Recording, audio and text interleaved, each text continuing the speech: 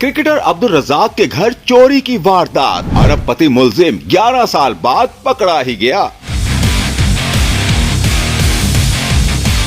अरबपति चोर को लालच ले बैठी, लाहौर का अनोखा केस हल, 11 साल बाद मुलजिम सामने आ गया। बंगलों में वारदात करने वाले ने किस किस को निशाना बनाया, क्रिकेटर अब्दुल रज़ाक को भी लाखों रुपए से महरूम किया। घर में चोरी कब की, हैरान कुल कहानी सामने आ गई। वो कहते हैं ना कि जुर्म करने वाला आखिर कितना ही होशियार क्यों ना हो, एक ना एक दिन कानून की गिरफ्त में आ ही जाता है। ऐसा ही हुआ लाहौर के एक अरबपति चोर के साथ, जो 15 साल में पहली बार कानून के शिकंजे में आ गया। जनाब ने बड़ी बड़ी वारदातों का एतराफ भी कर लिया।